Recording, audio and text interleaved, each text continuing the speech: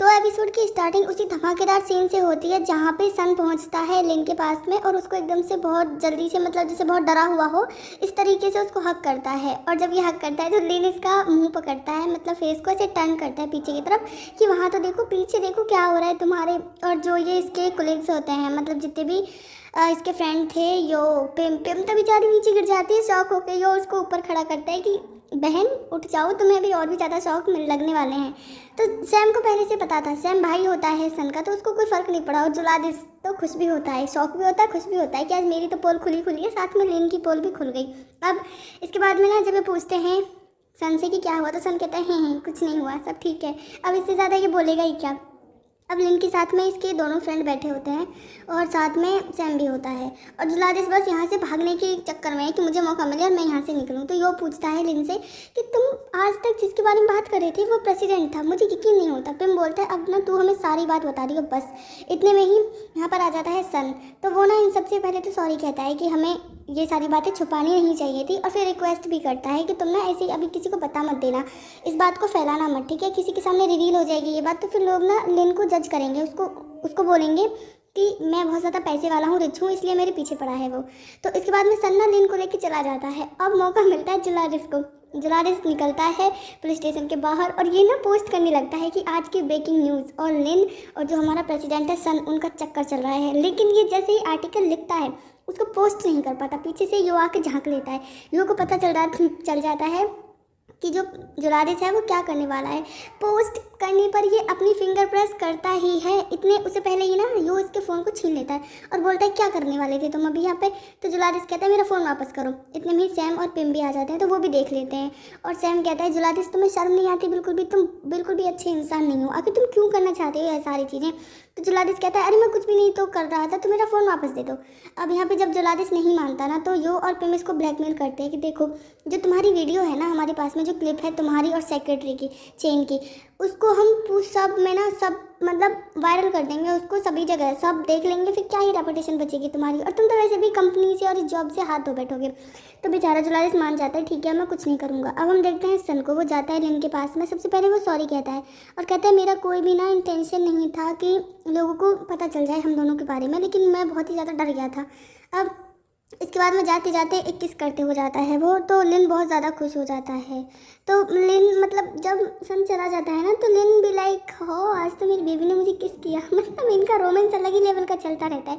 वैसे सही है, तुम लोग रियल लाइफ में सपोज करके देखो कि कोई एक वर्कर है और उसका जुगाड़ बैठ जाए किसी अपनी ही कंपनी के सीईओ के साथ में, भाई सच में इससे अच्छी ज़िंदगी कुछ हो सकती है क्या।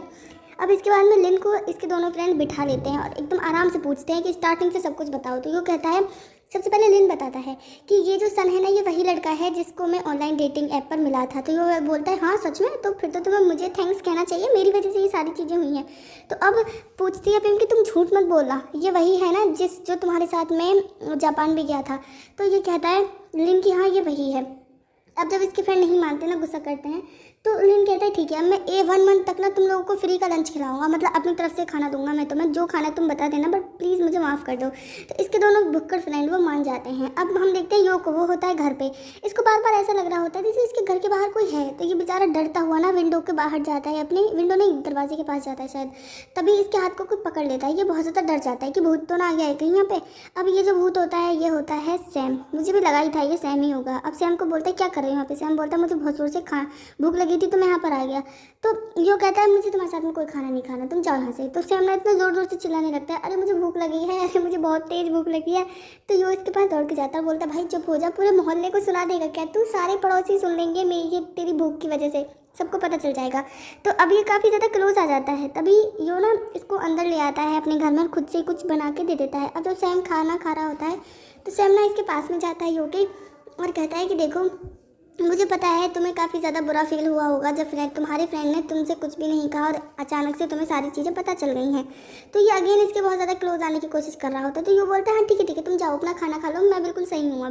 अब इसके बाद में हम नेक्स्ट डे देखते हैं पिम को, यो को और लिन ये सभी होते हैं। तो पिम अपना जुगाड़ लगा रही होती है प्रेम के पास में जाने का, ये प्रेम को पटाने के चक्कर में, लेकिन प्रेम इसको भाव देती नहीं है, ये जाती भी है प्रेम के पास में। हालांकि इसके फ्रेंड ना इसको बहुत समझाते हैं कि तुम मत करो ऐसी हरकतें, कुछ नहीं होने वाला है, लेकिन नहीं। अब ये प्रेम के पास में जाती है और कहती है आपको कुछ हेल्प चाहिए। तो प्रेम बोलती नहीं तुम जाओ यहाँ से, मुझे तुम्हारी कोई हेल्प नहीं चाहिए। अब लिन भी दूर से देख रहा होता है कि मैं भी तो देखूँ आखिर इसका काम बनता है या नहीं बनता आज। अब ये वहीं पे बैठ जाती है प्रेम के पास में। प्रेम इससे अच्छे से बात भी नहीं करती, जस्ट इग्नोर करती है। फिर बेचारी प्रेम वहाँ से चली जाती है। अब जाके ये सोचती है कि भाई क्या करूँ मैं, लेकिन अभी भी हिम्मत नहीं हारती। बोलती कोई बात नहीं, कोई बात नहीं, आगे मुझे और मौका मिलेंगे ना, और भी ज़्यादा मौका मिलेगा, उसके बाद मैं देख लूँगी। अब ये पता रात तक बैठी रहती है। तब तक प्रेम काम करती है ना, खुद तो बैठी रहती है, अपने साथ में बैठा के रखती है यो को बेचारी को बहुत नींद आ रही होती है, लेकिन फिर भी इसके साथ में बैठा रहता है। जब ज़्यादा ही नींद आने लगती है तो बोलता देखो मैं तो जा रहा हूँ, और अगर तुम्हें सच में प्रेम को पटाना है ना तो उसके पास जाओ, उससे बात करो। ऐसे दूर से देखने से कुछ भी नहीं होने वाला है।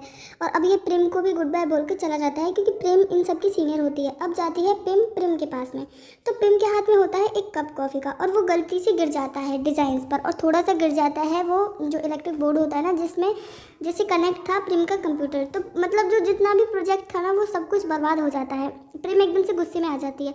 तो प्रेम ना उससे हाथ जोड़ के माफ़ी मांगने लगती है कि तुम मुझे माफ़ करना, और मैं ना ये सब कुछ ठीक कर दूंगी, तुम मुझे एक चांस तो दो। तो प्रेम कहती है मुझे नहीं लगता तुम कुछ भी ठीक कर पाओगे, और अगर तुम कर सकती हो ना तो तुम बिल्कुल ट्राई करो, मैं यहाँ पे नहीं रुकना चाहती हूँ। क्योंकि होता भी है, बेचारी प्रेम ने ना पूरा दिन मेहनत की थी इस प्रोजेक्ट में, पूरा टाइम निकल गया, लेकिन प्रेम की वजह से सब कुछ बिगड़ गया। इधर इन दोनों नमूनों को देखो, लिन अपने साथ में सन को लेकर आया होता है, क्योंकि सन को लगता है कि अगर वो लिन के घर पे जाएगा ना, ये आइडिया था इसके सेक्रेटरी का, कि अगर तुम अपने बॉयफ्रेंड को या फिर क्रश को खुश करना है तो उसके घर पर जाना चाहिए, उसके साथ टाइम स्पेंड करो। तो ये घर पे जाता है। लिन का घर ना बहुत ही ज़्यादा मैसी हो रखा था, सारी चीज़ें बिखरी पड़ी थी। अब लिन तो अपना काम कर रहा होता है, लेकिन जो सन होता है वो इसके घर की क्लीनिंग कर रहा होता है। सबसे पहले करता है वो लॉन्ड्री, मतलब कपड़े धोता है, और उसके बाद में फिर किचन बहुत ज़्यादा मैसी हो रखी थी, बिखरी पड़ी होती है, साफ़ करता है, बर्तन साफ़ करता है। भाई क्या फ़ायदा, इतना रिच है, अपने घर में ये कुछ नहीं करता होगा, और यहाँ पे इसको झाड़ू पोछा बर्तन कपड़े सब करना पड़ रहा होता है। तो लिन कहता है अरे तुम ऐसे इस झाड़ू को क्यों यूज़ कर रहे हो, इससे बेहतर तो तुम वैक्यूम क्लीनर यूज़ कर लो। तो सन को पता नहीं था, सन को आइडिया नहीं था कि इसके पास में वैक्यूम क्लीनर भी हो सकता है। तो अब वो बहाना लगाता है कि अरे नहीं रहने दो, मैं ना इसी से क्लीन कर दूंगा। अब हाउस क्लीन करने के बाद में इसकी नज़र पड़ती है एक पेंटिंग पे, वो होती है सनसेट की, जब सूरज छिपता है। तो ये से पूछता है क्या ये पेंटिंग तुमने बनाई है? तो लिन कहता है हाँ ये मैंने बनाई है। अब मुझे ना जब सनसेट होता है, सनसेट को देखना बहुत ज़्यादा पसंद है। तो सन कहता है अच्छा। सन काफ़ी ज़्यादा खुश होता है। इसके बाद में लिन को अगेन हक करता है, इसको मौका चाहिए लिन से सिर्फ चिपकने का। अब ये नेक्स्ट डे ना लिन को अपने माउंटेन वाला हाउस होता है इसके पास में, अरे चे भैया अमीरों के अलग ही चौधरी होते हैं, काफ़ी सारे घर होंगे, तो ये इसका कोई माउंटेन हाउस होता है, उसके उस पर ले जाता है, मतलब घुमाने के लिए, अपने घर को दिखाने के लिए। तो लिन भी पहुंचता है। अब एक ट्री सी होती है उसमें बैठ के चले जाते हैं। अब ये अपने घर की ना रूफ पर होता है, तो वहाँ पर जाकर पता क्यों लेकर गया होता है सन लिन को, कि वो उसको सनसेट दिखा सके। यहाँ से ना सनसेट वाकई बहुत ही ज़्यादा ब्यूटीफुल लग रहा होता है, तो उसको देख के ना लिन काफ़ी ज़्यादा खुश होता है। अब यहाँ पे तभी पूछता है सन इससे मौके का फ़ायदा उठा के कि क्या तुम मेरे बॉयफ्रेंड बनना चाहोगे? तो लिन कहता है नहीं, अभी मेरी इंटर्नशिप खत्म होने दो, मैं इस बात का आंसर तब दूंगा।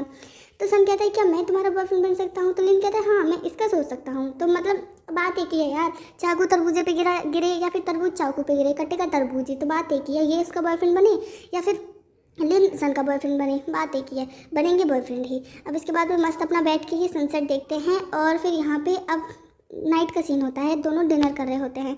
तो डिनर करते करते लिन के दिमाग में आइडिया आता है। वो कहता है कि मैं ना हमेशा से चाहता था कि जो भी मेरा बॉयफ्रेंड बनेगा हम दोनों के पर्सनल नाम हो, जो सिर्फ हम दोनों ही एक दूसरे को बुलाएं। तो यहाँ पे कहता है लिन कि मैं आपसे तुमको डैड बुलाऊंगा, खून डैड करके, पता नहीं। अब ये डैड का बच्चा, मतलब डैड जो होता है यानी कि सन, वो अपने बेटे के लिए एक रिंग निकालता है, मतलब बेटा नहीं है, मैंने ऐसे ही कह दिया है। तो यहाँ पर वो इसको रिंग भी पहनाता है। प्रपोज तो उसने पहले ही कर दिया, बात भी बन गई इनकी। अब बारी आती है डिनर के बाद में डांस करने की। अब ये दोनों डांस करने लगते हैं, भगवान जाने कौन सा डांस कर रहे होते हैं, वैसे अच्छा कर रहे होते हैं जो भी कर रहे होते हैं, लेकिन डांस के बीच में ना हमें इनके इंटीमेशन के सीन दिखाए जाते हैं। इधर तो इनका डांस चल रहा होता है, वहाँ इनके मस्त अपना रातें भी रंगीन कर रहे होते हैं। सही है, वैसे इस एपिसोड में जाके सब कुछ हुआ है, वरना अभी तक इन लोगों के बीच में कुछ भी हुआ नहीं था। अब जाके दिखाया जाता है इनका इंटीमेशन सीन होता है, डांस भी चल रहा होता है, डांस कंप्लीट हो जाता है धीरे धीरे। अब ये दोनों होते हैं बाथ टब में, और वहाँ पर पता है लिन क्या पूछता है सन से कि देखो मैं तुम्हारा बॉयफ्रेंड हूँ, तुम्हें जो करना है तुम मेरे साथ कर सकते हो, लेकिन मेरी जगह किसी और को मत देना, मुझे कभी भी रिप्लेस करने का मत सोचना। तो सन कहता है हाँ ठीक है बिल्कुल। अरे इस मौके पर तो ये सन का जान भी मांग लेना, तो सन अपना दिल भी निकाल के दे दे इसको। अब उसको तो अपना काम बनाना है भाई, बीच में थोड़ी रुक सकता है वो। तो लिन कहता है ठीक है। अब लिन खुश हो जाता है। वैसे सही है, इनकी स्टोरी काफ़ी ज़्यादा अच्छी चल रही है, और यहीं पर इस एपिसोड का एंड हो जाता है। अब हमें नेक्स्ट एपिसोड में पता चलेगा आगे की स्टोरी में क्या होता है।